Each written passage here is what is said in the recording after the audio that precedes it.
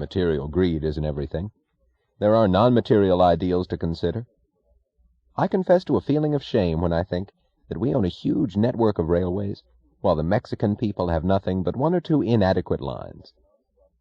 The old theory of economic self-sufficiency has been exploded long ago. It is impossible for one country to prosper in the midst of a starving world. She thought that to make Taggart Transcontinental what it had been once, long before her time, every available rail, spike, and dollar was needed. And how desperately little of it was available. They spoke also at the same session in the same speeches about the efficiency of the Mexican government that held complete control of everything. Mexico had a great future, they said, and would become a dangerous competitor in a few years. Mexico's got discipline, the men of the board kept saying, with a note of envy in their voices. James Taggart let it be understood, in unfinished sentences and undefined hints, that his friends in Washington, whom he never named, wished to see a railroad line built in Mexico, that such a line would be of great help in matters of international diplomacy, that the goodwill of the public opinion of the world would more than repay Taggart Transcontinental for its investment. They voted to build the San Sebastian line at a cost of $30 million. When Dagny left the boardroom and walked through the clean, cold air of the streets, she heard two words, repeated clearly, insistently, in the numbed emptiness of her mind. Get out. Get out. Get out. She listened aghast. The thought of leaving Taggart Transcontinental did not belong among the things she could hold as conceivable. She felt terror not at the thought, but at the question of what had made her think it. She shook her head angrily. She told herself that Taggart Transcontinental would now need her more than ever. Two of the directors resigned. So did the vice president in charge of operation. He was replaced by a friend of James Taggart. Steel rail was laid across the Mexican desert, while orders were issued to reduce the speed of trains on the Rio Norte line because the track was shot.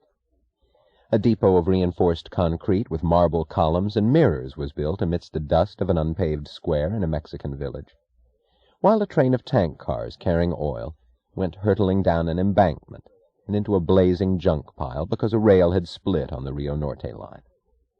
Ellis Wyatt did not wait for the court to decide whether the accident was an act of God, as James Taggart claimed. He transferred the shipping of his oil to the Phoenix Durango, an obscure railroad which was small and struggling, but struggling well. This was the rocket that sent the Phoenix Durango on its way.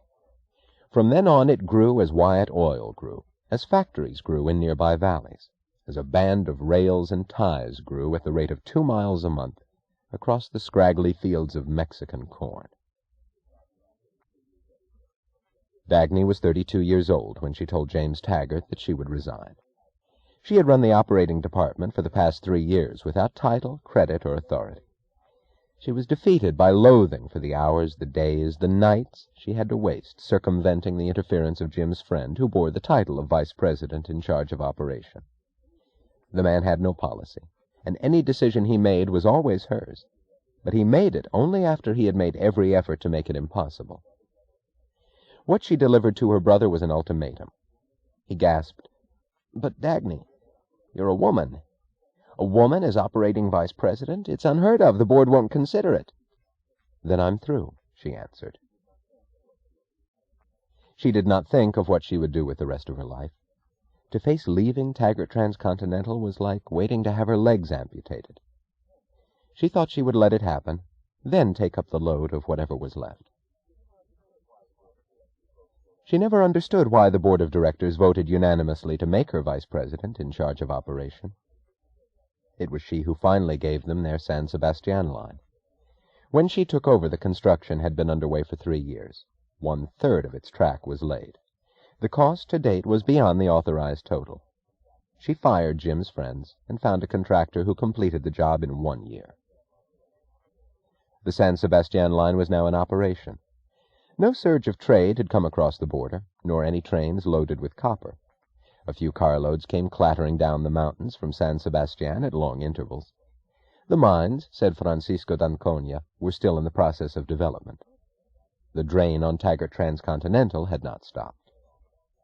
Now she sat at the desk in her office, as she had sat for many evenings, trying to work out the problems of what branches could save the system, and in how many years. The Rio Norte line, when rebuilt, would redeem the rest. As she looked at the sheets of figures announcing losses and more losses, she did not think of the long, senseless agony of the Mexican venture. She thought of a telephone call. "Hank, can you save us? Can you give us rail on the shortest notice and the longest credit possible?" A quiet, steady voice had answered, "Sure." The thought was a point of support. She leaned over the sheets of paper on her desk, finding it suddenly easier to concentrate. There was one thing, at least, that could be counted upon not to crumble when needed. James Taggart crossed the anteroom of Dagny's office, still holding the kind of confidence he had felt among his companions at the bar-room half an hour ago. When he opened her door, the confidence vanished. He crossed the room to her desk like a child being dragged to punishment, storing the resentment for all his future years. He saw a head bent over sheets of paper, the light of the desk lamp glistening on strands of disheveled hair, a white shirt clinging to her shoulders, its loose folds suggesting the thinness of her body. "What is it, Jim?" "What are you trying to pull on the San Sebastian line?" She raised her head. "Pull? Why?" "What sort of schedule are we running down there? And what kind of trains?" She laughed. The sound was gay and a little weary. "You really ought to read the report sent to the president's office, Jim, once in a while." "What do you mean?" "We've been running that schedule and those trains on the San Sebastian for the last 3 months. 1 passenger train a day?" "In the morning.